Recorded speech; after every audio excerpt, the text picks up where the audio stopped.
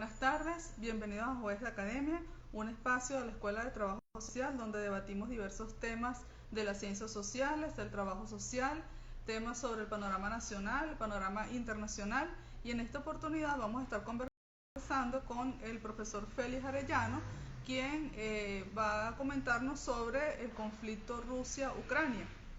El profesor Félix Arellano es docente e investigador de nuestra facultad y en este momento está accediendo a esta transmisión para conectarse con nosotros. Bienvenidos a Jueves de Academia, un espacio de la Escuela de Trabajo Social de la Universidad Central de Venezuela. Les habla la profesora Jennifer García, soy la directora de la Escuela de Trabajo Social de la UCB y en esta oportunidad Jueves de Academia va a dedicarse a debatir sobre el conflicto Rusia-Ucrania con el profesor Félix Arellano. Le doy las gracias a las personas que se están conectando en este momento. Estamos esperando que el profesor ingrese a la transmisión en vivo y poder comenzar.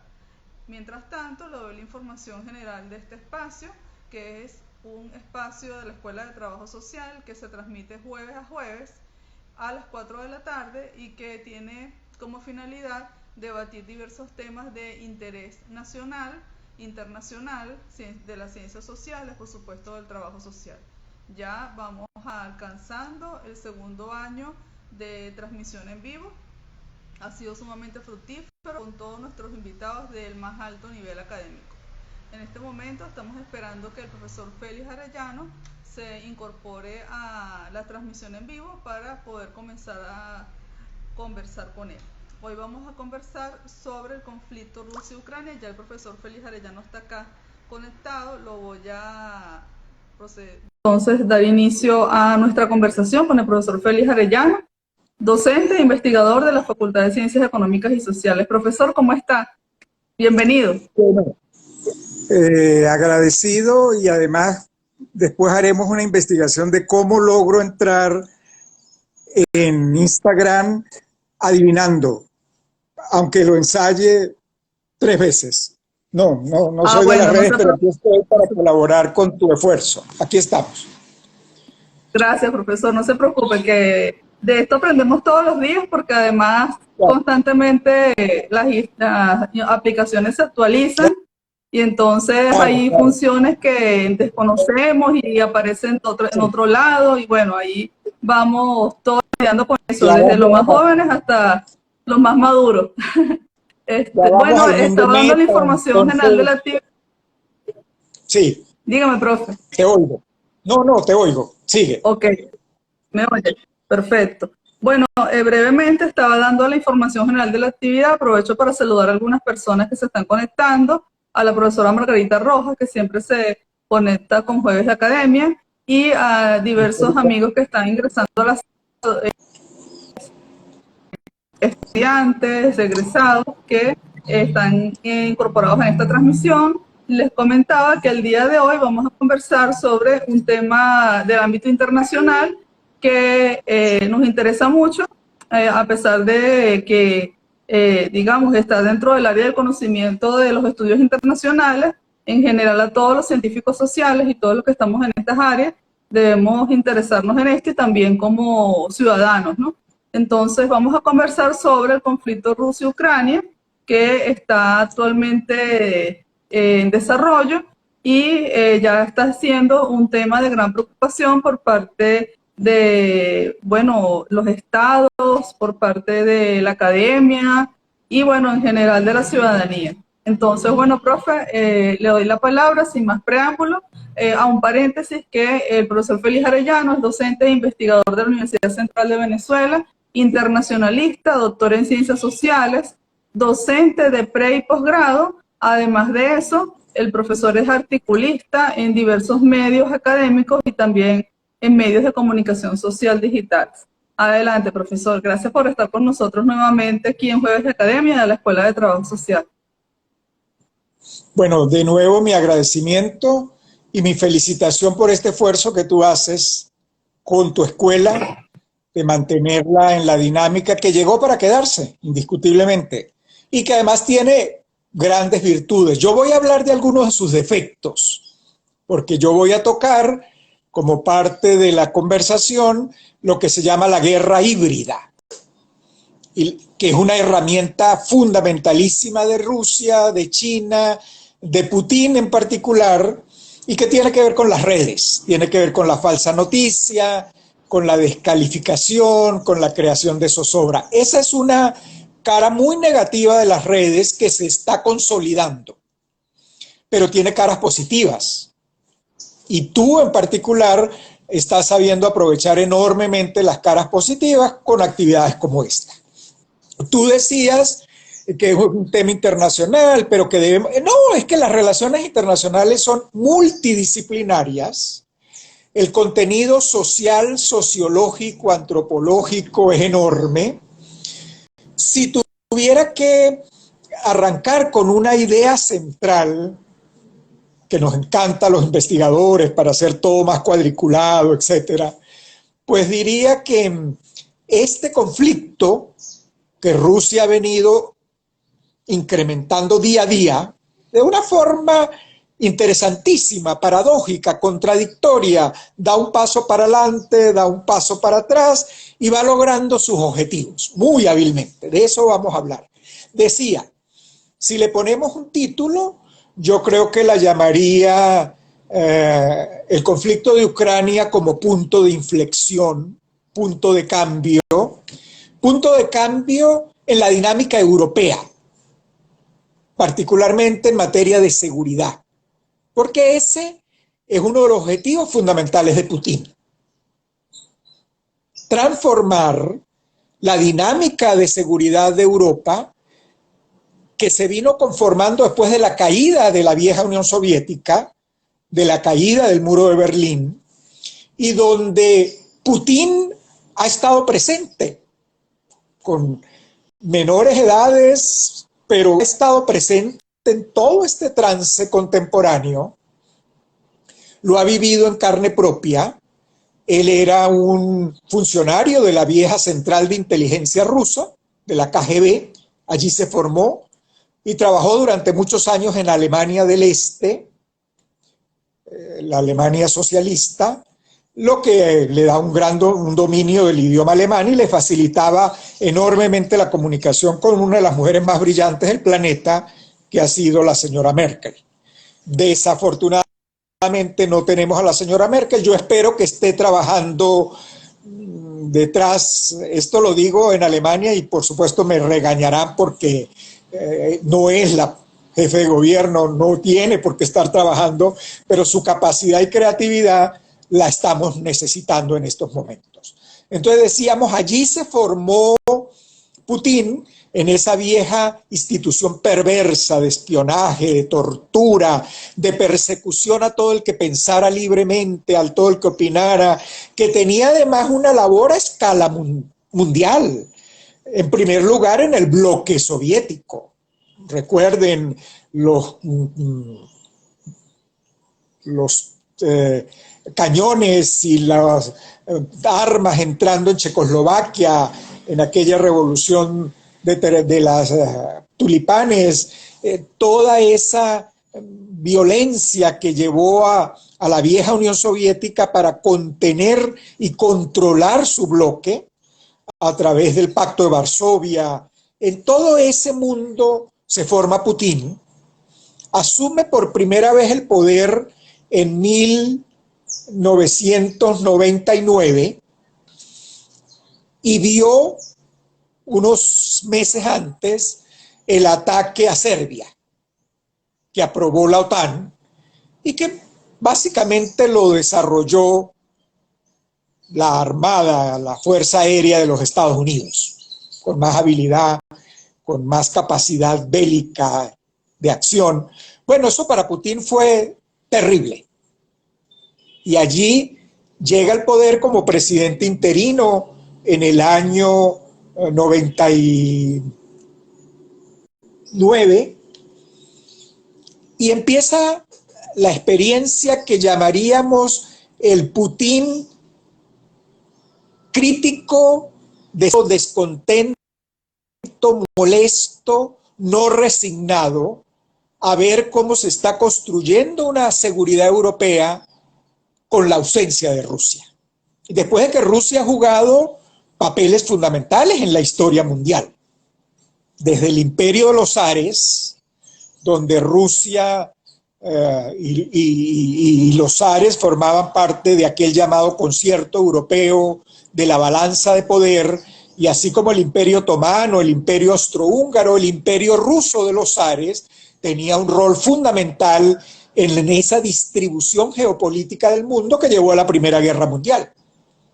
Después de eso, porque ese imperio de los zares desaparece con el ascenso del comunismo en la vieja Rusia y la formación de la Unión Soviética.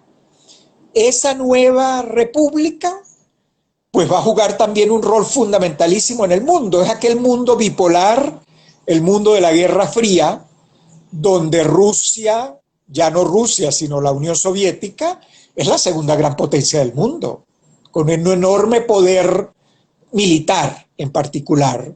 Entonces, los rusos y Putin, más concretamente, vienen de ser un imperio. Estos nombres, el imperio zarista, el imperio indoeuropeo que controlaban los zares, al imperio soviético, que arranca con Lenin, Stalin, Khrushchev, etcétera, y que se empieza a desmoronar con Gorbachev, con el glasnost y la perestroika. Ese sería otro tema. Aquí Putin, y con él, porque Putin es una expresión de una sociología rusa. Y aquí vuelvo al punto original. Cuando hablamos de estos temas, estamos hablando de sociología, pero estamos hablando de psicoanálisis y psicología, porque la personalidad de Putin, su soberbia, sus jugadas oscuras, una personalidad que tiene una gran desconfianza de quienes le rodean, influye enormemente en el escenario. La personalidad de Putin es una clave en la ecuación del conflicto que se está viviendo. Y Putin, que repito, se había formado en aquel esplendor de la vieja Unión Soviética, que llegó a tener incluso más influencia que el viejo imperio zarista, porque la Unión Soviética llegó hasta América Latina, tuvo en Castro una representación muy importante, no pudo montar esa vieja Unión Soviética los misiles en Cuba, fue aquella crisis de los cohetes, pero tuvo el control sobre Fidel. Cuando viene la caída de la Unión Soviética, viene el periodo de emergencia en Cuba, cuando ya no hay el subsidio y el apoyo soviético a la dictadura cubana. Entonces, el tema, decíamos, de las relaciones internacionales es sociológico, es histórico, es económico, porque aquí vamos a hablar de gas, de energía, es psicológico, porque la personalidad del gobernante es fundamental y aquí tenemos un individuo de una tendencia autoritaria muy dura, y es político, porque tiene que ver con el poder, la lucha por el poder, el control del poder. Entonces Putin, ese Putin de bajo perfil, de una Rusia que ya no es Unión Soviética, que perdió a través de la Federación de Estados Independientes todos aquellos estados satélites que se independizaron, se liberaron de la vieja Unión Soviética y de inmediato asumieron valores liberales y una vinculación más estrecha con Occidente. Varios de ellos se incorporaron a la Unión Europea, aquel viejo proyecto del mercado común europeo, Comunidad Económica Europea, que hoy la llamamos Unión Europea. Allí se han incorporado varios de los que eran los viejos satélites y de aquella conformación de la Federación Soviética comunista. Se sumaron los estados bálticos, Estonia, Letonia, Lituania, todos frontera con Rusia. Y lo más delicado para Putin, indiscutiblemente, y para Rusia en general, es que además varios de ellos se vincularon a la OTAN, a la Organización del Atlántico Norte, que es el mecanismo de seguridad que siguió existiendo, porque el que existía en la Guerra Fría, habían dos polos, un polo occidente que tenía a la OTAN como eje militar fundamental, y el eje comunista que tenía el Pacto de Varsovia. Pero en la medida que esos países se independizaron, rompieron con la línea comunista, pues el Pacto de Varsovia desapareció.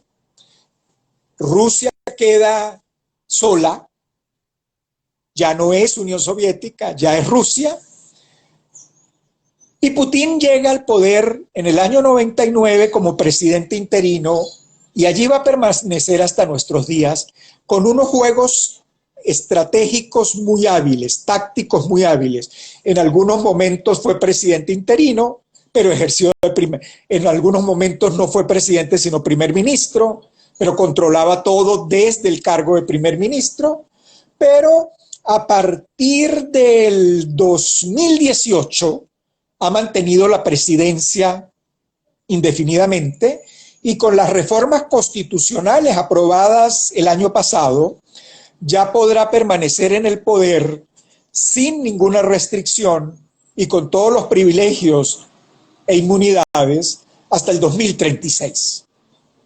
Cuando Putin empieza para el año 2004-2006, empieza a consolidar su poder interno, empieza a trabajar el tema internacional. Decíamos hace un momento, era un Putin débil, de una Rusia débil, que estaba viendo cómo se construía la seguridad europea de manos de la OTAN y particularmente con una gran influencia de los Estados Unidos.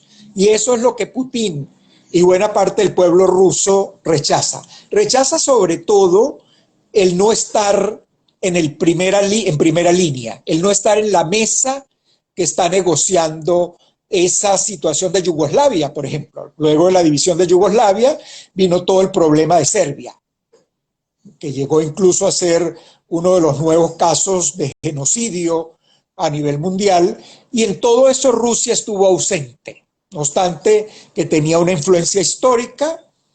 En los discursos muy exacerbados, muy incendiarios de Putin, él considera que tiene derechos históricos sobre toda esa zona. Y sí, claro, el imperio zarista abarcó buena parte del continente indoeuropeo, pero eso no le da derechos jurídicos de propiedad, porque si así fuera, entonces el imperio romano estaría pidiendo medio mundo hoy día y el imperio español estaría, no obstante las discusiones de López Obrador contra España, estaría alegando que las viejas colonias le pertenecen.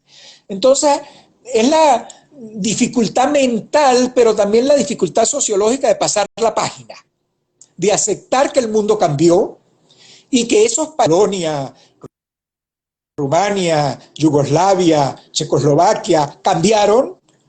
Yugoslavia se fragmentó completamente, era fragmentado. Joseph Broz Tito lo mantuvo por la fuerza con unos hilos muy débiles. Una vez libres, surgen nuevas repúblicas muy basadas en conceptos nacionales, en conceptos religiosos, que estaban allí, pero que el comunismo los ocultaba. Bueno, cambió, y para Putin y para el pueblo ruso en general, pues ese cambio fue doloroso, es doloroso, es ese duelo difícil de superar, pero también, claro, hubo el error político de no haber invitado a la mesa a Rusia en esa reconfiguración. Bueno, cuando Putin empieza a sentirse sólido, consolidado, y estamos hablando del año 2005, 2006, su objetivo es lograr una mayor expansión rusa. Aquí se presenta un caso muy interesante porque son dos objetivos de la misma naturaleza en los que va a trabajar con mucha disciplina, con mucha creatividad. Uno, yo no sé cuál es primero, tengo que mencionar uno por razones humanas, no puedo decir los dos a la vez, pero uno es el liderazgo de Rusia, que Rusia vuelva a ser una potencia protagónica, pero el más importante es el liderazgo de Putin. Ese es el objetivo fundamental. ¿Por qué? Bueno, él se considera un jerarca que tiene esas raíces históricas de aquel mundo de los zares y de aquella soviética, y que quiere en alguna medida, si no retomar los territorios, aunque el caso de Ucrania plantea todas esas dudas, pero en todo caso lo que sí quiere es un liderazgo a escala global y una transformación de la dinámica de seguridad, de los esquemas de seguridad que se construyeron en Europa, que se estaban construyendo en Europa después de después de la caída del muro de Berlín y donde Rusia estuvo ausente. De aquel Putin descontento, pasivo porque no tenía mayor capacidad de acción, pero no resignado, ya en el año 2008 vamos a encontrar un Putin que entra en un revisionismo activo del contexto europeo, cuando participa con armas y con tropas en la guerra de Georgia. Ya en el 2008, Putin asume que va a jugar un papel decisivo en su espacio, ya no queda limitado a las fronteras de la Rusia, sino que cree que tiene que tener, para lograr una mayor confianza y seguridad, tiene que tener un mayor control de los países fronterizos, que, bueno, los más radicales consideran que son países que le pertenecen al viejo imperio ruso, soviético, y que en consecuencia convendría retomar. Entonces, a partir del 2008 se va a iniciar un proceso en el que vienen diversos acontecimientos claves, como son la participación en el Medio Oriente. Ya hay un Putin consolidado internamente, ya ha consolidado su poder. Consolidar su poder interno implica que aquella democracia débil, relativamente competitiva, que Putin ganó de manera arrasadora, con un respaldo popular enorme, va transformándose en la medida que Putin quiere tener mayor poder, mayor control interno y externo, va creciendo su autoritarismo. Y el autoritarismo, por lo general, se tiende a acompañar con fórmulas de represión, de control de las instituciones, debilitamiento de la democracia y violación de los derechos humanos. Entonces ahí podemos hacer una ecuación, a lo que les encanta las fórmulas matemáticas y las figuras geométricas. Ahí hay una ecuación donde a medida que su poder crece, crece su autoritarismo, crece la represión y se debilita la democracia. Y hoy estamos hablando de un autoritarismo hegemónico. Ya la democracia es más una ficción, porque ha habido una destrucción progresiva de la institución democrática, prácticamente una eliminación de los líderes de oposición. El caso más reciente es el de Alexei Navalny, que además hubo hay la presunción del intento de asesinato, de envenenamiento, y actualmente detenido, pero además detenido todo el entorno más cercano a Alexei Navalny. Y en el plano social, en el plano social, ese autoritarismo también se va haciendo evidente. Y uno de los hechos más recientes ha sido la liquidación de la ONG Memorial, una institución que ha jugado el emblemático en Rusia en la defensa de los derechos civiles. Entonces, internamente logra más poder, ya señalé, logró la reforma constitucional que le permite perpetuarse en el poder hasta el 2036, con todos los privilegios, con todas las inmunidades, algunos dirían con todas las impunidades a cualquier acto de violación de derechos civiles y políticos. Hay un Putin consolidado y hay un Putin que ya entra en el revisionismo activo del esquema de seguridad europeo al participar activamente en la guerra de Georgia. Pero además es un Putin que entra en el Medio Oriente de manera muy activa, apoyando la dictadura en Siria. Aquella primavera árabe que no dio mayores frutos democráticos, pero que sí demostró descontento, desasosiego, el clamor de libertad de muchos de esos pueblos. Siria no logró mayores avances y Putin se anotó en la fórmula del poder en apoyo a la dictadura y ha tenido resultados exitosos, pero ha sido una estrategia muy hábil, porque la presencia de Rusia, de Putin en el Medio Oriente, no es solo Siria. Ha trabajado en el tema de Irak, ha trabajado en el tema de Libia, ha establecido una relación muy fluida con las monarquías conservadoras del Golfo e incluso con Israel. Hoy día, ninguna mesa de negociación que se conforme en el Medio Oriente para abordar el problema palestino o para abordar cualquiera de los conflictos en el Medio Oriente, Rusia fuera. Rusia y Putin en particular juega un papel de primera línea y un papel protagónico. Está logrando su objetivo, pero lo va a lograr también frente a Occidente en general. De ahí su presencia en América Latina, que luego mencionaremos con algún detalle y seguramente en las preguntas, pero se va extendiendo a todo el planeta, particularmente decíamos en América Latina, la vinculación muy estrecha con los gobiernos de Cuba, Nicaragua y Venezuela. Es una estrategia a escala global en la que se busca liderazgo ruso, realmente liderazgo de Putin, se busca como un objetivo político fundamental que con Ucrania llega a su máxima expresión, redefinir la situación del esquema de seguridad en Europa, particularmente limitando el papel de la OTAN y de los Estados Unidos. En esa estrategia hábil, inteligente, entra la creatividad de los instrumentos que ha utilizado la política exterior rusa, y ahí es donde entra el tema de la guerra híbrida. La guerra híbrida es un recurso que los gobiernos autoritarios están utilizando activamente, creativamente.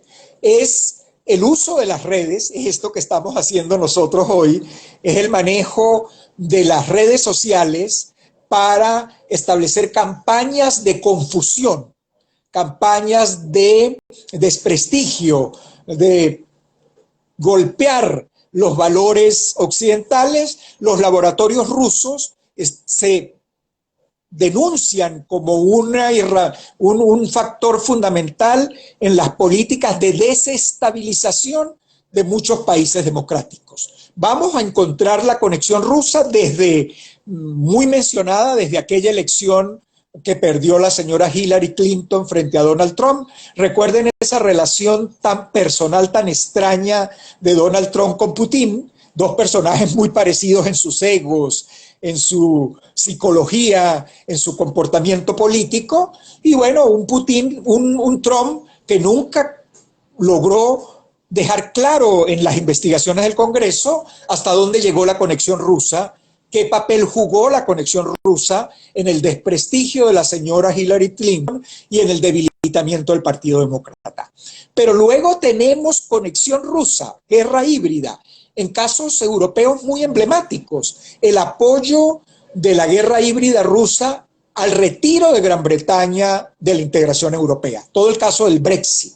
Allí la mano rusa, a través de campañas publicitarias, desinformación, las redes, la población que vive pegada a la red y no revisa lo que está leyendo, no asume una actitud crítica frente a lo que está recibiendo, y entonces los laboratorios multiplican y reproducen infinitamente informaciones que generen confusión e inestabilidad. Por lo general apoyan esas campañas híbridas, tienden a apoyar movimientos radicales de cualquier color, desde la extrema derecha hasta la extrema izquierda. Apoyan valores como el nacionalismo, porque para debilitar a la Unión Europea es muy importante el Brexit, que el Reino Unido se retirara de la Unión Europea, cosa que ha sido un fracaso, pero ese es otro tema, ¿no? Pero ha sido un fracaso para el Reino Unido y ha sido un fracaso también para Europa. Pero la mayoría de los movimientos radicales europeos, ultraconservadores, de la izquierda radical o de la derecha radical, entre sus valores tienen el nacionalismo, la xenofobia, ojo con eso. Recuerden que uno de los temas sensibles en Europa es las migraciones. El creer que están siendo invadidos por el mundo musulmán, que están siendo invadidos por los pobres de África. Bueno, crear todo un ambiente que puede tener elementos de cierta certeza en números, pero que puede ser manejado de otra forma, que no es retirarse de la Unión Europea o destruir la Unión Europea. Bueno, el mensaje de confusión lo que quiere es generar una atmósfera, una opinión pública adversa, que rechace la integración, que vote como votó por el Brexit, para que luego los jóvenes, muchos jóvenes ingleses dijeran, yo no sabía por qué estaba votando, yo no fui a votar porque no entendía qué se estaba votando. Bueno, esa actitud de inconsciencia social en parte tiene que ver con el juego de la guerra híbrida. Para la guerra híbrida es muy importante o que no juguemos o que juguemos equivocadamente. Y el tema del nacionalismo y la xenofobia son dos herramientas claves en el apoyo de Putin, también China, los gobiernos autoritarios en general, porque aquí viene el otro punto que hay que destacar. Putin le preocupa su liderazgo personal, el liderazgo de Rusia, el esquema de la seguridad europea, pero también le preocupa los valores liberales de Occidente. La libertad, la democracia, los derechos humanos. Esos son enemigos fundamentales, porque cuando hablamos de libertad, hablamos de libertades y de derechos humanos, estamos hablando de libertades de los derechos civiles, políticos, económicos y sociales. Estamos hablando de discusión libre y argumentada, de universidades libres. Eso no lo quiere el autoritarismo. Y el mensaje subliminal que están promoviendo es que con el autoritarismo puede haber crecimiento económico, con el autoritarismo puede haber bienestar económico y no tenemos por qué preocuparnos por las libertades y los derechos humanos. Ojo con ese tema en un mundo social como el que aquí nos acompaña en la Escuela de Trabajo Social. Entonces la guerra híbrida ha sido una de las herramientas fundamentales a escala planetaria. Ahora nos llega el año 2021, los finales del año 2021, con una enorme presencia militar en la frontera rusa con Ucrania.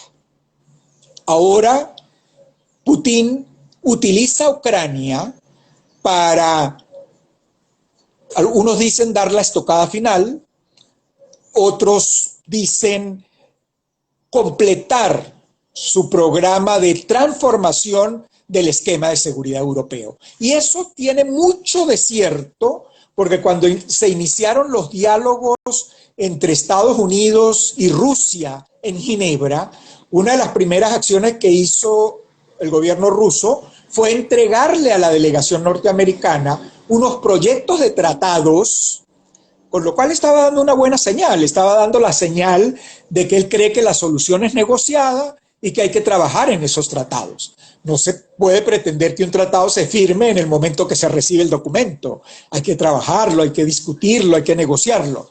Pero las propuestas que está haciendo es prácticamente la reducción al mínimo de la OTAN, el papel de veto de Rusia en la OTAN en primer lugar, pero incluso en la Unión Europea. Eso es inaceptable para Europa y también el fondo también es inaceptable para Estados Unidos. Entonces, ¿qué hace Putin a partir de que observa que ha hecho una propuesta prácticamente inaceptable, pero que quiere ir a una mesa de negociación que debería implicar cambios? Lo que ha hecho es incrementar la presión, incrementar el número de tropas, ha realizado ejercicios militares en distintas partes del planeta. En estos momentos están ocurriendo ejercicios militares con Bielorrusia, que es otro estado independiente que sale de la vieja Unión Soviética, pero que está muy aliado con Putin, con Rusia. Recordemos que a principios de año, con este Putin que entró en el revisionismo activo, recordemos que también ya envió tropas a Kazajistán. En Kazajistán, les recuerdo, a principios de este año hubo un levantamiento popular buscando libertades. La reacción del gobierno de Kazajistán fue tropas a la calle y pidió el apoyo a Putin. Y Putin, utilizando un viejo acuerdo de seguridad y cooperación con los países algunos países de la vieja Unión Soviética, bueno, conformó un contingente de tropas al estilo del viejo Pacto de Varsovia y envió tropas a Kazajistán. El caso de Ucrania es sensible desde la caída de la Unión Soviética. Ahí conviene recordar algunos pequeños detalles. La vieja Unión Soviética se disuelve en el año 91 con la Comunidad de Estados Independientes. En el año 94 se firma lo que se ha llamado el Memorándum de Budapest, que reconoce la integridad territorial e independencia de Ucrania, firmado por Estados Unidos, Rusia y el Reino Unido. Observen que no hay un tratado de Budapest sobre Rumanía, sobre Yugoslavia, sobre Estonia, sobre Letonia, pero sí sobre Ucrania. Ya desde el año 91 se está sintiendo la sensibilidad de Ucrania, porque hay recursos económicos, dirán los economistas, porque es el paso para los gasoductos, dirán los economistas y los ingenieros, porque está en la frontera y es el escudo frente a la OTAN, dicen los politólogos. Se dan cuenta que hay muchos elementos, ¿no? Hay unos valores rusos en Ucrania. Bueno, miren, hay valores rusos en todos los que eran miembros de la Unión Soviética, incluyendo Cuba. Usted va a Cuba y consigue gente de la vieja generación que habla ruso, porque hizo estudios de pregrado, hizo estudios de posgrado, era el polo, el eje central de la vieja Unión Soviética. Entonces, esos valores rusos, claro que está en Europa del Este. Esos valores rusos le sirvieron o fueron la excusa para Putin en el 2014 promover la separación de Crimea y del puerto de Sebastopol, promover su independencia y controlarlo. Y entonces ya aquí tenemos un Putin que cruzó las fronteras y que asumió el rol de control de su espacio natural de manera violenta. Crimea ocurre, así como el ataque a Serbia ocurrió en un momento de un Putin débil, porque hoy día jamás lo hubiera permitido. En el momento de la ocupación, algunos no aceptan la palabra ocupación de Crimea, la anexión de Crimea, ocurrió en un momento que la Unión Europea estaba en una fase muy débil. La anexión de Crimea le dio una señal muy positiva al Putin expansionista. Le dijo, mira, Occidente no se va a preocupar mayormente, Occidente no va a involucrarse militarmente para defender esos viejos estados que nos pertenecen. Así debe hablar Putin. Bueno, a partir de allí, de la anexión de Crimea y Sebastopol, inició toda una campaña de secesión para lograr independencia en el llamado este de Ucrania, que es la zona de Donbass, y allí ha propiciado la formación de dos repúblicas independientes. Ese proceso está en pleno desarrollo. Eso es parte de lo que Putin quiere lograr con Crimea. Con Crimea, con un acuerdo negociado en Crimea, quiere que el mundo acepte. El Occidente no ha aceptado la anexión de Crimea y Sebastopol. Occidente no ha aceptado la acción en Donbass. Las repúblicas de Donetsk y Lugansk en el este de Ucrania. Eso no lo ha aceptado Occidente. Bueno, Putin aspira que con la presión que está ejerciendo contra Crimea, todo eso se logre. Se logre el tratado en el que se acepta la independencia de Crimea, se acepta la independencia de Sebastopol y se acepta la independencia de la zona del este, la zona del Donbass. Allí, repito, el argumento histórico-sociológico son las poblaciones de tendencia rusa, de origen rusa, de lengua rusa. Bueno, con ese argumento, mañana Putin puede invadir buena parte de toda Europa del Este, ¿no? Ese fue uno de los argumentos que usó también Hitler para invadir algunas partes de Europa, ¿no? Que había población, los sudestes, el sudeste en Polonia, había ciudadanos alemanes en muchas partes del mundo. Si por los ciudadanos venezolanos distribuidos por el mundo vamos a invadir, pues tendremos que invadir a Chile, Ecuador, Perú, Colombia, porque cada vez tenemos más venezolanos distribuidos por el mundo. Entonces esos son argumentos históricos, sociológicos, cargados de nacionalismo, cargados de pasión y de radicalismo discursivo y de las redes, pero generadores de violencia, promotores de conflicto, que no permiten la convivencia. Ahora, ustedes han visto, ya estoy pronto a terminar, ustedes han visto que desde la Casa Blanca la señal es que la invasión es inminente. Frente a eso, Occidente ha venido trabajando activamente.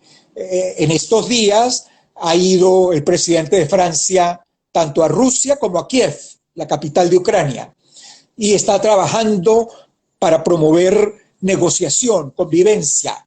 Se ha reconstruido un grupo que estaba archivado, el llamado Grupo de Normandía, que fue el que ayudó a la paz en la zona de Donbass, que está integrado por el Reino Unido, Rusia, Alemania y Ucrania. Bueno, se han reactivado y retomado diversas modalidades de negociación y Putin está participando activamente en todos esos planos. O sea, que en estos momentos tenemos a Putin dando dos señales contradictorias muy hábilmente. Por un lado, está negociando con todos los que han planteado negociar. Se han reunido los cancilleres varias veces, se reunieron en Ginebra varios días, han hablado telefónicamente en diversas oportunidades, ha hablado Putin y Biden, se han reunido con el presidente de Francia, se han reunido con las autoridades de la Unión Europea y ya circula en los medios, en los canales diplomáticos, una propuesta interesante de un estatuto de neutralidad de Ucrania que estaría acompañado de un apoyo económico y progresiva incorporación a la Unión Económica, a la Unión Europea. Pero no se menciona la OTAN, porque para eso neutralidad. Recordemos el caso de Suiza. A Suiza le ha resultado muy positivo económica la neutralidad y políticamente hablando la neutralidad. Un estatuto muy viejo. Recuerden que desde la Primera Guerra Mundial ya tenemos la neutralidad de Suiza. Bueno, aquí se viene hablando de una neutralidad. Los radicales en la Casa Blanca dirían, bueno, eso es lo que quiere Putin. Ahora, esa sería una forma de eliminar la presión en Ucrania. Ucrania se convertiría en una zona de equilibrio a nivel mundial, cosa que también sería interesante en el caso del Medio Oriente para Palestina, pero ese es otro tema. Esta figura de la neutralidad tiene connotaciones políticas y económicas muy interesantes. Ahora, es un paquete más rico, más heterogéneo. Ahí la creatividad intelectual de los políticos, de los negociadores, de los diplomáticos, porque implicaría también beneficios para Rusia. Porque Rusia está preocupada de no perder los recursos de Ucrania. Ucrania sería un socio comercial, es un socio comercial muy importante para Rusia, pero lo puede ser también con la Unión Europea. Las dos cosas no se excluyen. Además, en un clima de paz y seguridad, si se logra una neutralidad, un estatuto de neutralidad. Algunos cuestionan que esta idea de neutralidad venga de afuera, venga de Europa. que debería salir de Ucrania. Bueno, no es fácil para los ucranianos hablar de estos temas porque ellos creen que están perdiendo. Yo siento que no están perdiendo, pero es una idea interesante. Putin le está dando espacio a estas ideas cuando sigue las negociaciones. Pero un detalle relevante de mencionar, y con esto cierro, cuando recibió al presidente de Francia, que seguramente le fue a hablar de todo esto que estamos hablando y mucho más, paralelamente incrementó las tropas frente a Ucrania. Con los dos objetivos, yo creo que está ejerciendo la mayor presión posible, porque además está encontrando otros elementos positivos a su favor, que es que en alguna medida Occidente está débil, Estados Unidos está débil, el Congreso está muy dividido, Donald Trump está jugando duramente contra Biden, vienen las elecciones de medio término ahora en noviembre en Estados Unidos y los demócratas es muy posible que salgan golpeados. Hay divisiones al interior del Partido Demócrata entre la fracción más progresista vinculada a Kamala Harris y la fracción más conservadora vinculada a Biden. Pero hay divisiones bien. Por eso nombré a la señora Merkel al principio y ahora la vuelvo a mencionar. En las últimas reuniones, Alemania ha tenido distancia, diferencias con el resto de la Unión Europea. Varios países europeos hablan de apoyar militarmente a Ucrania, unos hablan de apoyar militarmente a sus vecinos, Polonia, Estonia, Letonia. Alemania se opone. Entonces Putin está observando que su estrategia de divide y vencerás, que en Venezuela creo que la conocemos muy bien, es la estrategia de divide y vencerás, le está resultando la presión. ¿Va a invadir? Bueno, yo creo, el tema es tan ambicioso y tan complejo que vean que se me ha quedado fuera, lo podemos desarrollar con las preguntas, la vinculación con China. Con China e Irán se ha creado años atrás una figura llamada Triple Alianza. Rusia, China e Irán. Una alianza muy frágil. Los une la lucha contra Occidente, contra Estados Unidos, contra los valores occidentales, pero los dividen muchas cosas. El liderazgo, el poder económico y la religión. Recordemos que Irán promueve la revolución musulmano-chiita a escala mundial y China y Rusia atacan a los musulmanes al interior de sus países. Así que por ahí pueden ver una diferencia profunda, enorme. Pero China está jugando a la prudencia inicialmente, no emitía ninguna declaración. La inauguración de los Juegos Olímpicos de invierno permitió una declaración suscrita por China y Rusia, pero veamos la declaración. China se limita a hablar de Europa, de la seguridad europea, de Occidente y de la OTAN. No toca para nada la anexión de Crimea, perdón, de Ucrania. No está dando ningún apoyo. A China la une a Rusia la lucha contra Occidente. Debilitar a Occidente y eso le cae muy bien a China, pero no le cae muy bien que Rusia se fortalezca, no le cae muy bien tener un vecino empoderado que quiera controlar todos los recursos económicos. Recordemos que Ucrania es miembro de la Ruta de la Seda y que la relación económica de Ucrania con China es muy buena. Ahora, China también está prudente observando a ver hasta dónde llega Occidente en el caso de Ucrania, porque China tiene dos temitas en la agenda, Taiwán y el Mar del Sur de China.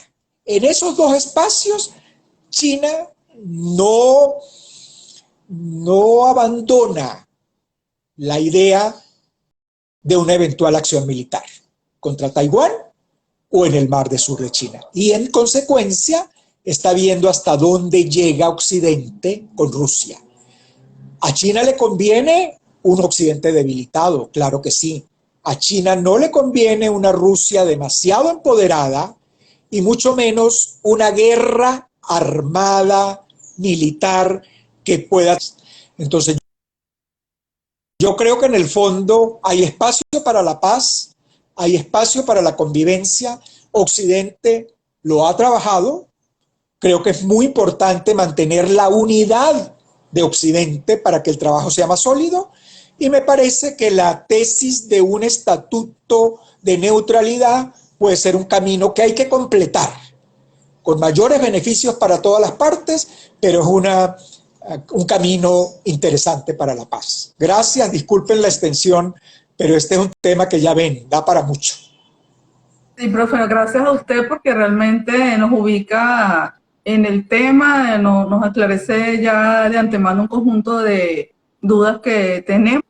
Voy a aprovechar para saludar a algunas personas que están conectadas, ya tengo preguntas, y mientras llegan más, entonces aprovecho para darle las gracias a la profesora Sara Vélez por conectarse, el profesor Pedro Carranza de la Escuela de Administración y Contaduría, la licenciada Rubri, también está el profesor Rafael Pinto, quien es nuestro coordinador de educación a distancia a nivel de fases, la profesora Nazarelis Blanca, Lenis Lurúa, la profesora Mirna Yonis, que es de la Escuela de Estudios Internacionales y muy amiga de la Escuela de Trabajo Social también, igual que usted.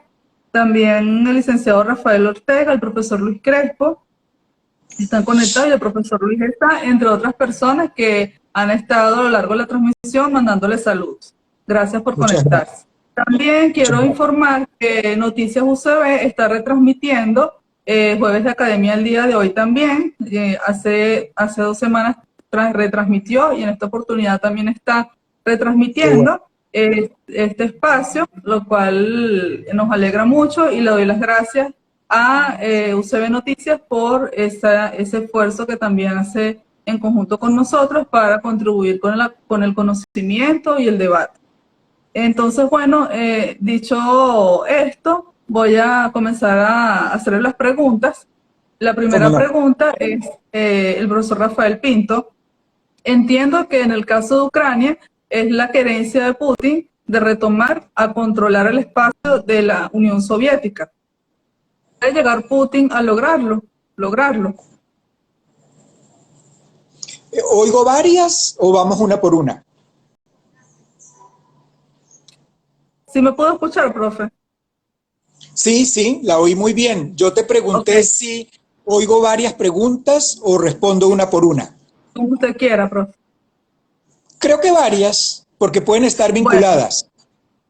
Bueno, ¿qué consideraciones puede hacer sobre aquellas noticias que están circulando acerca de la preparación de la población para un inminente ataque bélico que hemos visto en las noticias y que forma parte también de esa dimensión social que usted mencionaba y que nos interesa a nosotros como trabajadores sociales porque están afectadas las familias? Y también hemos visto incluso reportajes donde madres están siendo entrenadas militarmente para defender el país, lo cual genera mucha alarma. También hemos visto reportajes de simulacros que están haciendo en las escuelas y todo esto, por supuesto, cargado de una gran incertidumbre y preocupación por parte de la población que está padeciendo, digamos, estas amenazas que sienten que se le acercan, ¿no? Sí. Una tercera. Otra pregunta tiene que ver con el caso de si acaso lo ocurrido con Crimea no trajo como consecuencia que en este momento Rusia considere que puede seguir avanzando en el control de Ucrania completo. Muy bien. Vamos con estas tres y si hubieran otras, las vemos luego. Vamos con la última. Es absolutamente válido, es totalmente correcto lo que planteó quien hizo la pregunta. En efecto, el 2008 empezamos a tener a Putin activo, revisionista activo. Ya no era nostálgico, ya era en el terreno. En la guerra de Georgia, en las guerras del Medio Oriente, involucrados directamente, retomando los viejos aires de expansión, de control, de liderazgo. La anexión de Crimea lo envalentonó, claro que sí. Por eso es que para Occidente es fundamental dejarle claro a Putin que este no es la época de Crimea, que en este momento Occidente no está desatento del tema ni despreocupado por el tema, y entonces claro que tiene que haber movimiento de tropas de lado y lado, porque Putin las inició. O sea, Occidente debe mover las tropas, pero para no usarlas, que yo espero sea la misma tesis que tiene en el subconsciente o en no sé qué parte del cerebro Putin.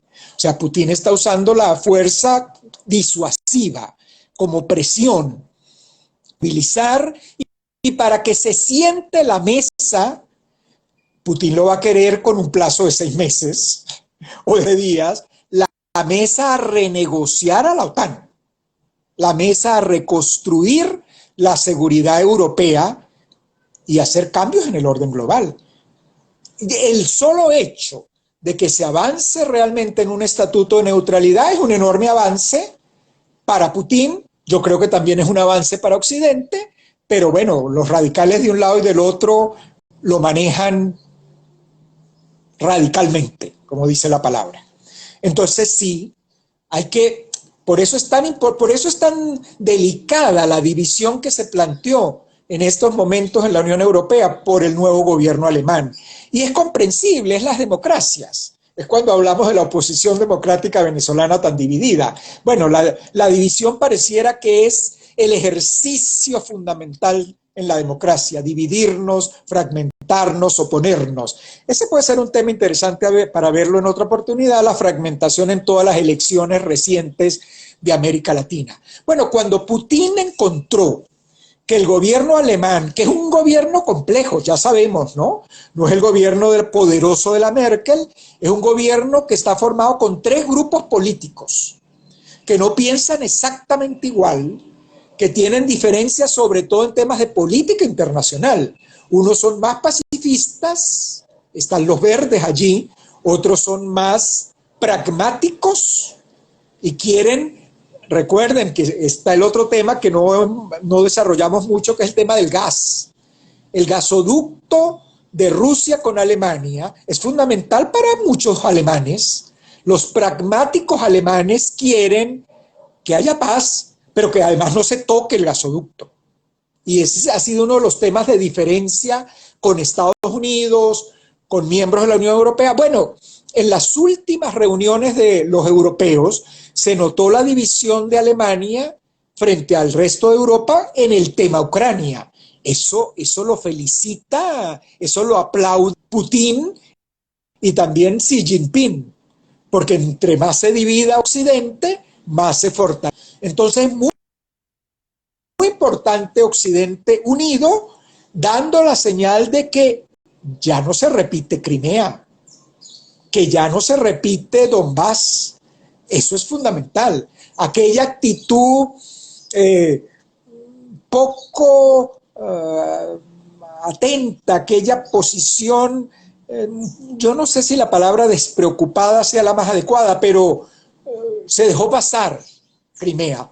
Eso no puede ocurrir de nuevo, porque eso es lo que ha empoderado a Putin.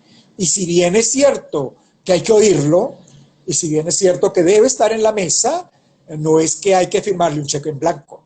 Y él está chantajeando con las tropas. Eso está claro. ¿Cómo enfrentar este chantaje? Para Putin también hay un tema delicado, que es que todo esto le salga un desastre y le haga perder liderazgo, confianza a escala mundial. Eso también está en juego. Por eso un paquete negociado puede ser trabajado como beneficioso para todas las partes. El manejo de la población civil. Ojo, esto Yo sé que la profesora Jennifer va a decir, vuelve usted con su tema, profesor, usted se vuelve monotemático. Aquí voy a hablar de las redes.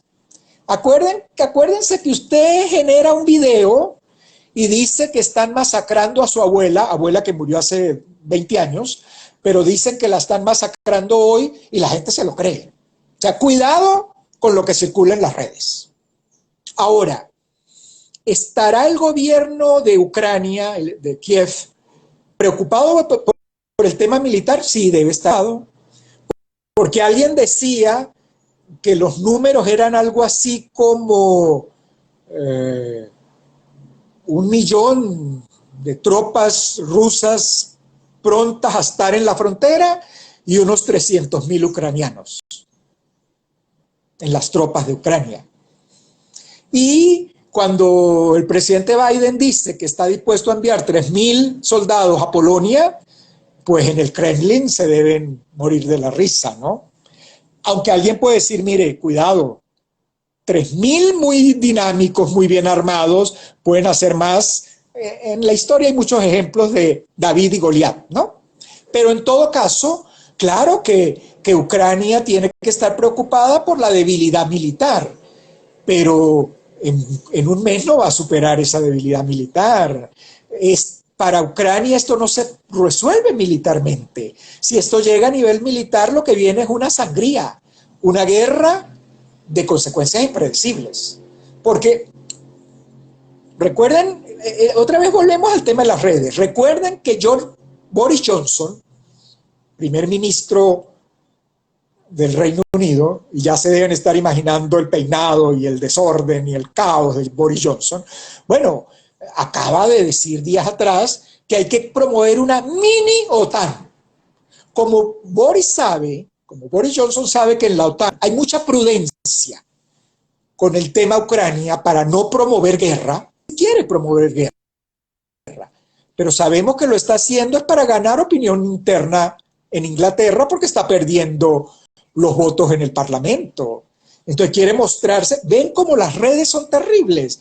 Ahora quiere presentarse como el nacionalista, el ultrapoderoso, el que sí está dispuesto a salir mañana a masacrar rusos en Ucrania. Es una manipulación. Claro que van a circular videos de lado y lado. Cuidado con los videos, compañeros, todos los que manejan las redes, permanentemente cuidado, porque Donald Trump es un hábil manejador de videos. Las campañas electorales están siendo muy en función de las redes. Cuidado, cuidado, porque se hace Photoshop, entiendo, ¿no? Se reconstruye. Mañana puede aparecer un Arellano más joven dando esta charla gracias a las tecnologías o diciendo cosas que no dijo. Eso no va a ocurrir naturalmente, pero cualquier laboratorio de guerra híbrida lo puede promover. Entonces, cuidado con caer en la provocación de los videos, de las falsas noticias, porque esa es la guerra híbrida. ¿Se dan cuenta lo fácil que es poner un ejemplo? Lo difícil que es controlarla. Esto no es una guerra de cañones, de aviones que se ven, no, esto es ataques electrónicos a las instituciones. Las instituciones de Ucrania han sido atacadas sistemáticamente en los últimos años. Las bases de datos y las falsas noticias. ¿Podrá la Rusia volver a la vieja Unión Soviética? No, eso no lo quiere nadie. Eso solo lo quiere Putin y algunos rusos radicales. Muy interesante, o sea, a lo mejor alguno de los presentes tiene más información. Yo leí que había circulado una carta, una declaración de intelectuales rusos rechazando el expansionismo en Ucrania y una posible guerra. Intelectuales pacifistas. Yo me imagino que ya están en la lista negra de Putin, ya les deben estar controlando sus redes porque se atrevieron a opinar, y ahí hay un autoritarismo hegemónico que controla medios, que cierra organizaciones no gubernamentales, etcétera, etcétera. Pero es una señal bien positiva. Es importante que Rusia juegue en la seguridad mundial. Sí, fue un error no haberla incluido en las negociaciones después de la caída de la Unión Soviética. Sí, pero no es con el chantaje de las armas. Es como un actor de peso con un poderío nuclear muy importante, pero también con perspectivas económicas enormes. Un país inmenso, un país continente con enormes recursos. Eso es bueno para Europa, eso hay que saberlo trabajar. Ahora, repito lo que había señalado antes, una Rusia poderosa, controlando su frontera, eso no lo quiere China, porque China es frontera con Rusia también. China quiere debilitar a Occidente, no hacer de Rusia una enorme potencia. Así que eso no lo va a acompañar China. China es un actor que tiene mucho interés en el juego global. Rusia está empezando a adquirir conciencia sobre el juego global. Y al adquirir conciencia, va a saber que es necesario los mínimos de convivencia. ¿Habrán algunas otras preguntas? Sí, profe. Ya se las leo, las estoy organizando un poco acá. Ajá, muy Y bien. recuerde la pregunta sobre el tema de la población que se está entrenando según las noticias que están circulando para enfrentar una Claro, posible guerra con Rusia. sí, La profesora yo creía, Marina, yo creía haberla respondido, pero luego la desarrollo un poquito más. ¿Cómo ok, profe, gracias. Saludos a la profesora María Angelina, que señala interesante el enfoque desde el análisis de la personalidad de Putin desde distintas dimensiones que se podría en un propósito, se propondría un propósito imperial de construcción de un polo frente a Occidente. También la profesora Margarita Rojas nos pregunta, ¿será posible que las partes agoten la vía diplomática como salida del conflicto o lo harán por otra vía? Y también otra pregunta, si puede Ucrania llegar a realizar una consulta a la población para ver qué opina con anexarse a Ucrania al Pacto del Atlántico, si la población aceptara, ¿qué pasaría? Esas preguntas por los momentos. Saludos a las personas que están conectadas por UCB Noticias y también a Sergio Arteaga, quien facilitó esta retransmisión a través de las redes de UCB Noticias. Ok, tomo la pregunta que tú señalabas como que estaba pendiente. Esa pregunta era, ¿está el gobierno de Kiev, es decir, el gobierno de Ucrania, está armando su población? Bueno, yo creo que debe estar preocupado de cuál es la capacidad de reacción. Una actitud que tiene que manejar con mucha prudencia, porque usted no puede formar un ejército con tan poca población de la noche a la mañana, entrenarlo para enfrentar una guerra. Así que eso es ejercicios con efecto disuasivo. No va a poder una tropa con capacidad para enfrentar a Rusia. No. Ahí tendría que tener el apoyo de Occidente. Eso si el camino es la guerra.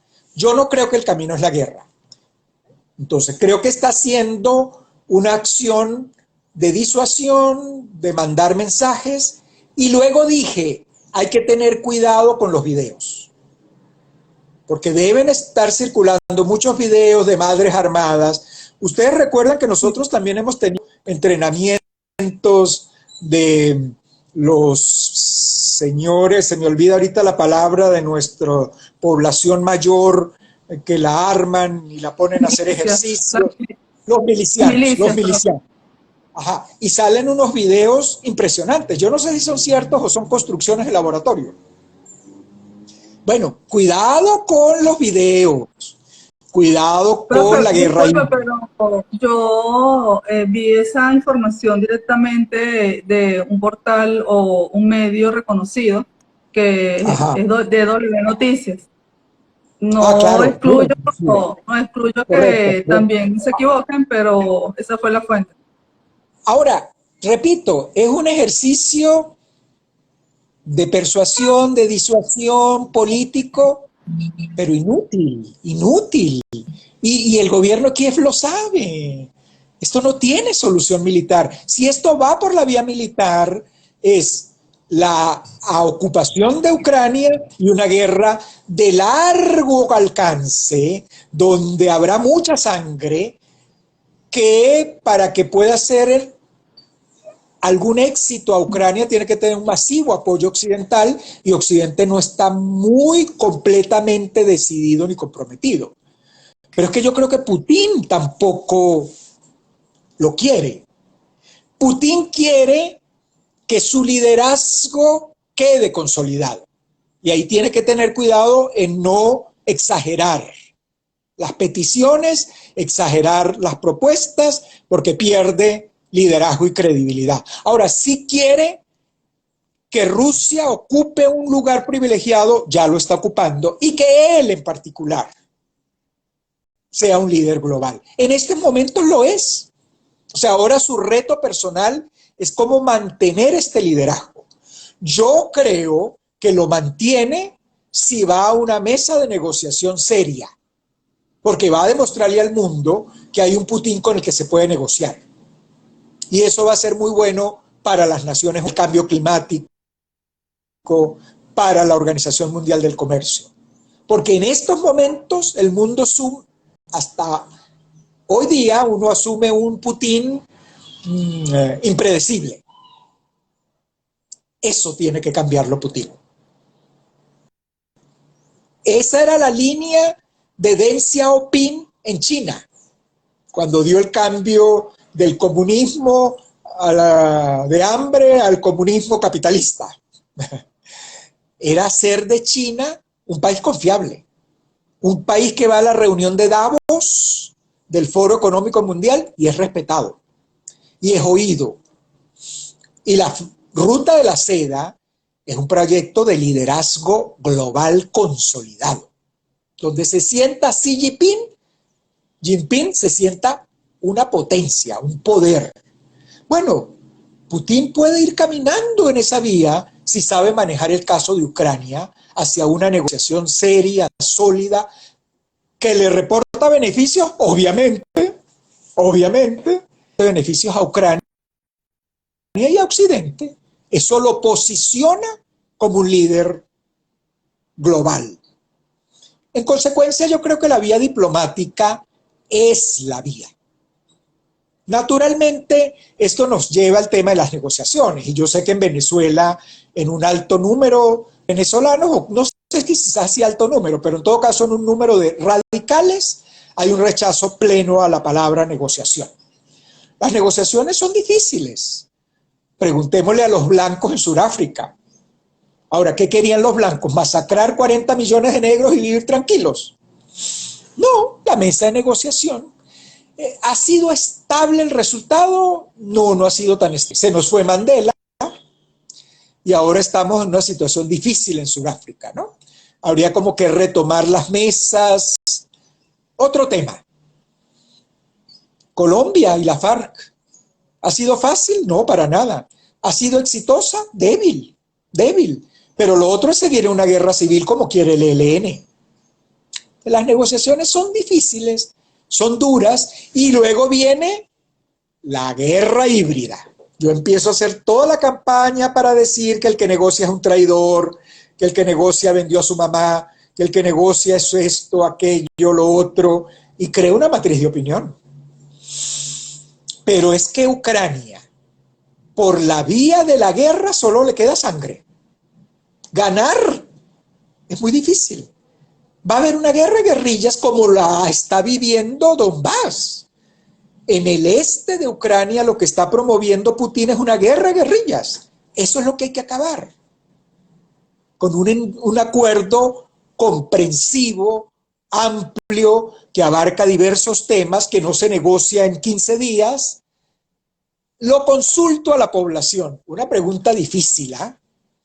Apaguemos las grabaciones. Bueno, mire, eso fue lo que hizo los primeros ministros ingleses manipulando la población inglesa. ¿Estaba educada la población inglesa para ir a una consulta sobre la Unión Europea? No, no. ¿Se ocuparon de educarla? No. ¿Votaron? Manipulados. por las redes, por el nacionalismo, la xenofobia, porque los musulmanes están invadiendo Europa, porque los pobres negros de África están invadiendo Europa, porque los latinoamericanos ladrones están invadiendo Europa. Bueno, esa es la campaña, porque hagamos el otro trabajo, que lo han hecho muchos investigadores. ¿Cuánto del PIB es producto de esas poblaciones que vienen del tercer mundo? ¿Cuánta es la riqueza que viene por comercio? No todos los que vienen son santos, no todos los venezolanos que salen son trabajadores. También sale algún delincuente, también sale el que quiere hacer daño, pero no es la mayoría. Entonces, vamos a consultarle al pueblo de Ucrania si quiere ser prorruso. No, pues por supuesto que no va a ser. Va a decir, quiero ser de la OTAN, y Rusia va a decir, eso es lo que yo no permito. ¿Y a qué quedamos? Quedamos en lo que estamos. Porque es que el pueblo ucraniano en este momento está sujeto a una exacerbación del nacionalismo. Esos son los factores estructurales que estimulan el conflicto.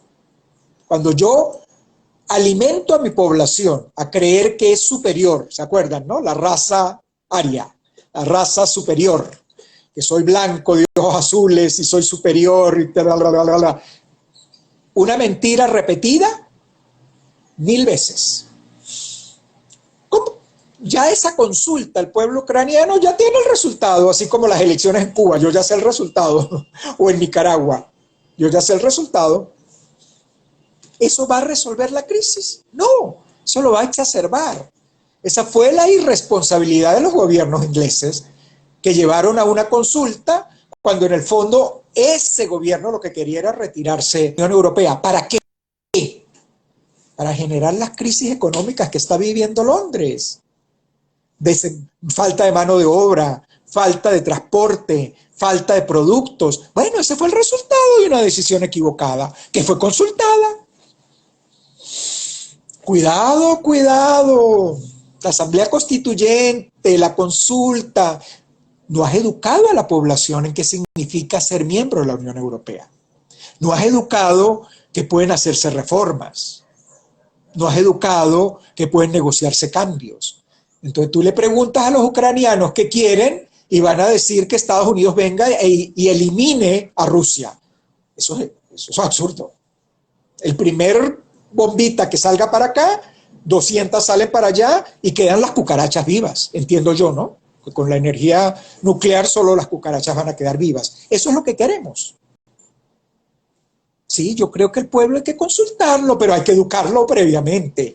Y si tú lo has alimentado con ideas chauvinistas, xenofóbicas, nacionalistas, ya sabes el resultado. Y yo ya sé que los países que eran parte del bloque soviético quieren la libertad y que Occidente representa la libertad. Bueno, pero el Estatuto de Neutralidad es un camino. Si no, pregúntenle a Suiza, que además después adoptó la consulta como la práctica permanente, y para cambiar una plaza o un parque o un puente hacen una consulta. ¡Qué bueno! Maravilloso. Pero antes tienes que formar a la población. Si la tienes engañada y manipulada, ya sabes el resultado. Creo que he respondido todas. Sí, profe, todas. Pero tengo más. Bueno, muy bien, es buen tiempo, ha sido un encuentro muy grato, siempre son gratos y yo quiero ya Tengo cerrando. preguntas, ¿Perdón? que tengo más preguntas. Ah, ok, las oigo, yo no tengo, tengo tiempo. Usted como entendió lo contrario. Sí, yo entendí que se habían agotado, sí. No, todavía tengo más Ok, preguntas y saludos. Saludos de la profesora Yorelis Acosta del CENDEX, quien claro, está conectada. También al claro. profesor Gregorio Alfonso, la profesora Ángel J. Gil, el profesor Juan Floján. El profesor Gregorio Alfonso pregunta cómo cree que el caso de Ucrania afectará la legitimidad y vigencia del multilateralismo. El profesor Juan Carlos pregunta o señala, lamento que obligatoriamente tenga que quedarse corto. No está ya la coyuntura actual produciendo el cambio estructural favorable a Rusia. ¿Cómo juega aquí Venezuela? ¿Me repites esta última? Porque oí la palabra Ajá. Venezuela. Sí, dice que no está ya la coyuntura actual produciendo un cambio estructural favorable a Rusia y cómo juega aquí Venezuela. Ajá. Y bueno, Ujú. recordemos que hubo una noticia al respecto y generó mucho Sí, revuelo, luego fue desmentida, sin sí, embargo, no la sí, descartamos de un todo. sí, sí. No Y tienes otras. hasta ahora no voy a seguir revisando, pero por los momentos estas Claro. dos y el saludo saludos de Darío González de Argentina y también de Andrea Lozano de Chile. Qué bueno, qué bueno. Todo esto es gracias a la profesora y su esfuerzo de crear red para fines positivos, creativos, transformadores. Muy bien. Empecemos con la primera, que es sencilla de responder porque siento que con la crisis de Ucrania se está fortaleciendo el multilateralismo. Un multilateralismo dinámico puede fortalecer el Consejo de Seguridad de las Naciones Unidas, porque ahí, desgraciadamente, desde que se creó, existe la figura del veto. Ese ha sido el error histórico del sistema de Naciones Unidas. Ahora, dígaselo a los 5 que tienen el veto si lo quieren eliminar. Y para poder hacer cualquier reforma, esos 5 tienen que aprobarla.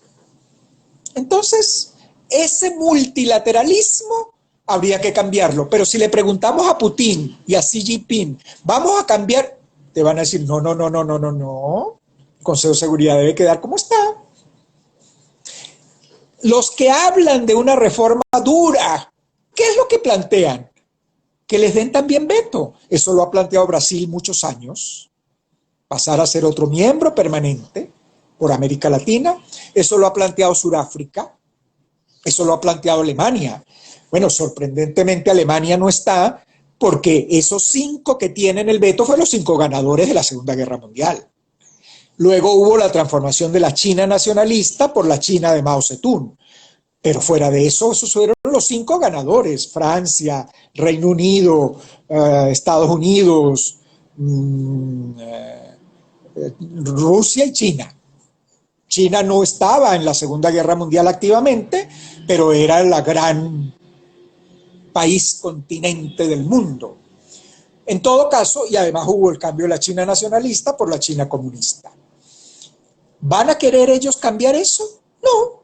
Así que eso, que es lo que deberíamos haber cambiado hace años, eso no va a cambiar.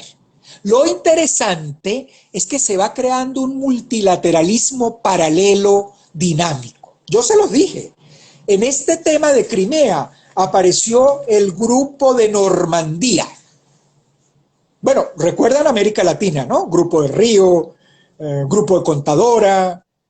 Bueno, eso, una diplomacia informal, dinámica, de regímenes internacionales informales, que se plantea para objetivos muy concretos de promover diálogo, convivencia, cooperación, negociación. Bueno, eso está generando Ucrania.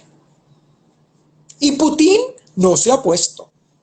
Putin no ha dicho, no, no, no, no, no, no. ¿Qué grupo de Normandía? ¿Qué es eso? Eso es pasado. No, no, ha dicho, bienvenido, yo voy, ¿dónde? Mañana, ¿en qué sitio? ¿A qué hora? Viene el presidente de Francia, que venga. Viene el presidente alemán, que venga. ¿Cuántas veces me vuelvo a reunir con...? Bueno, entonces yo creo que se está demostrando que es necesario un multilateralismo dinámico, flexible, que supera a las Naciones Unidas, claro que sí, pero no se elimina a las Naciones Unidas. Y desgraciadamente no hay cómo eliminar el Consejo de Seguridad. Desgraciadamente no hay cómo eliminarlo, porque los 5 más poderosos son los 5 que tienen el veto. Entonces, ese es un grave error. Yo creo que incluso si Putin llega al grave error de disparar, pues se va a reactivar aún más el multilateralismo. El secretario de Naciones Unidas va a tener que irse a la zona a propiciar un cese al fuego a la media hora, porque es que el sitio es muy neurálgico. Hay demasiado poder militar e incluso nuclear en el área. No es una pequeña guerra delegada, allá cerca, ya no hay ninguna guerra delegada que pueda ser marginal en un mundo global. Y Putin lo sabe. Lo que está es dándole duro a Occidente, arrodillando a Occidente. Entonces esa es la otra pregunta. ¿Está fortalecida Rusia? Sí. Sí. Desde el 2008 empieza activamente a fortalecerse. Se fortaleció en el Medio Oriente. Se ha fortalecido en América Latina. Desgraciadamente, conlleva el fortalecimiento de la geopolítica del autoritarismo. Esos actores, Rusia, China, Irán, entre otros, buscan su espacio, buscan su liderazgo, pero también quieren destruir los derechos humanos, las instituciones democráticas, las libertades. Alguien pudiera decirme, bueno, pero Arellano, ¿qué estás diciendo? Si están todos en el Consejo de Derechos Humanos de las Naciones Unidas. ¡Claro! ¡Claro que están! Están para controlarlo. Ustedes no han visto que todas las resoluciones que se han dado, el debate que ha habido sobre Venezuela en los últimos años en el Consejo de Derechos Humanos de Naciones Unidas, riquísimo, con cantidad de informes, pero han habido siempre dos resoluciones paralelas. Una que aprueba el autoritarismo y otra que aprueban las democracias.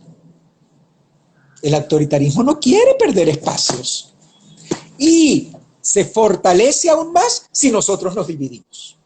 Por eso es tan delicado que Occidente se divida frente a Ucrania. Porque empodera mucho más a Rusia, pero en el fondo es a la geopolítica del autoritarismo. Ahí es donde China juega. China juega no a invadir a Ucrania. China juega a un Occidente débil y arrodillado. ¿Se está logrando? Bueno, miren, disculpen la nota al pie de página, pero es que Donald Trump alimentó mucho esta división. Donald Trump atacó a la Unión Europea, rechazó el diálogo transatlántico, rechazó el acuerdo transpacífico. Entonces, bueno, a Europa le quedó la sensación de que buena parte de Estados Unidos no cree en las soluciones transatlánticas. Y ese temor, esa incertidumbre se exacerba cuando ves a Donald Trump posicionándose como el líder fundamental del Partido Republicano. Cuando ves a Donald Trump excluyendo a los críticos dentro del partido y cuando sabes que vienen unas elecciones en noviembre. Entonces, nuestras divisiones, que además las promueve la guerra híbrida. Acuerden que mañana va a haber una cantidad de videos para demostrar que Arellano es traidor, que Arellano realmente lo que juega es a la guerra. Esto lo estoy inventando como un ejemplo, ¿no? Pero eso fue lo que le hicieron a Hillary. Dibujar ante el ciudadano norteamericano una mujer corrupta. Y el individuo veía el video y creía de inmediato en lo que veía. ¡Qué grave! ¡Qué buenas las redes para este acto! Pero qué graves consecuencias nos está generando en el plano político. Cuando no hay reflexión crítica. Y eso es lo que quiere el autoritarismo, que no haya debate libre, que no haya medios de comunicación, que no haya universidades libres. Si no, pregúntenle a la Universidad Central de Venezuela. Bien, creo que Venezuela en la ecuación. Claro, claro, obvio. Yo no la dejé adrede, sino que era demasiados temas. ¿Está Rusia en Venezuela? Sí. Y no llegó ayer. ¿Está ejército? No. No. Hay tropa, los expertos, yo no soy experto militar, hablan de niveles que van entre 70 a 130, todos con el argumento asesor, porque realmente se han comprado armas a Rusia. Bueno, ese es uno de los negocios de Rusia. Algunos decían que era chatarra. Yo no lo puedo decir. Yo solo estoy repitiendo lo que oí en alguna red. Sí hemos comprado armas. Y entonces vienen los asesores a el manejo de las armas. El gobierno de Colombia está preocupado. Cuando no hay transparencia, cuando no hay diálogo, cuando no hay debate, todos los temores. A mí lo que me llama la atención es que no esté preocupada toda América Latina, que es una zona de paz libre de la carrera nuclear y armamentista. Toda América Latina tendría que estar preocupada después que dio las declaraciones el vicecanciller ruso, que era el que dirigía la delegación rusa en Ginebra. Ellos naturalmente llegaron a la reunión en Ginebra, que fue de 2 días, iban previo de una reunión del Consejo Político de la OTAN en Bruselas, de una reunión de la Organización para la Seguridad y Cooperación de Europa, que tiene más de 57 miembros. Todo esto fue en enero, primeros días de mitad de enero en Europa. Una es en Bruselas y la bilateral con Estados Unidos en Ginebra. En Europa han dicho que Estados Unidos tenía que haber ido a esa reunión con dirigentes de la Unión Europea. Bueno, perdón, eso ya es pedirle, eso es como decirle a Estados Unidos que no tiene autonomía para reunirse con nadie. Yo voy a la reunión y luego dialogo contigo. Lo grave es que no dialogue, lo grave es que no consulte, lo grave es que no haya trabajado con la Unión Europea la salida de Afganistán. Eso sí es grave. Pero que vaya solo a una negociación, bueno, un gobierno libre, autónomo, independiente, soberano. Ok. Rusia presentó en esa primera reunión en Ginebra los 2 proyectos de tratado, presentó unos textos con el ánimo de que sean tratados sobre la seguridad europea. Allí pide prácticamente minimizar a la OTAN. En el fondo ha pedido incluso que miembros que son se retiren. Bueno, minimizarla, tener derecho a veto es inaceptable para los europeos. Pero Rusia dijo, esto es un proyecto, vamos a la mesa a negociarlo. Y ahí es donde Occidente debe decir, sí, vamos a la mesa a negociarlo. Putin va a querer que la negociación sea de corto plazo, Europa va a tener que hacer una negociación dura y larga. De tal manera que cuando salen de Ginebra y ven que Estados Unidos fue muy duro y rechazó todo, ellos de inmediato empezaron a demostrar su enorme poder a escala mundial, un poco diciéndole a Estados Unidos, te vamos a prender fuego en todos los frentes. En América Latina, por ejemplo, vamos a llevar armas nucleares a Venezuela. Ha podido decir Venezuela, Cuba o Nicaragua. Ojo, porque siempre vemos algunas noticias, pero a veces no vemos otras. El expresidente Medvedev de Rusia, aquel que ha trabajado con Putin, uno de primer ministro, otro de presidente, luego otro de presidente, otro de primer ministro, él a la semana declaró diciendo, no agravemos el panorama, no incluyamos otros temas, y empezó a bajar el tono. ¿Está Rusia en Venezuela? Sí. ¿Está un ejército? No. ¿Hay interés en una guerra? No hay interés en una guerra en Ucrania, va a haber un interés en una guerra en América Latina. Obviamente no. Esto es presión, esto es efecto mediático. ¿Beneficia a Venezuela? No, pero sí le beneficia a Miraflores. No le dicen siempre muchos analistas a Miraflores que está aislado, que no tiene apoyo, que está a punto de caer. No, Miraflores está diciendo, mire, estoy tan fortalecido que en este momento que hay un debate geopolítico mundial, yo estoy en la agenda. Yo soy una opción. ¿Es una opción para qué? No, porque ahora van a ir tropas venezolanas a la frontera con Ucrania, a Bielorrusia. Bueno, ¿serán las tropas que fueron a Pure? Si son las tropas que fueron a Pure, ya sabemos el resultado, ¿no? Si son las tropas que persiguen a los pranes, creo que ahora eliminaron uno, ¿no? Pero por ahí hay otro pran y otro negocio, mañana lo persigo. Bueno, ¿de cuál capacidad hablamos? Entonces volvemos a las redes.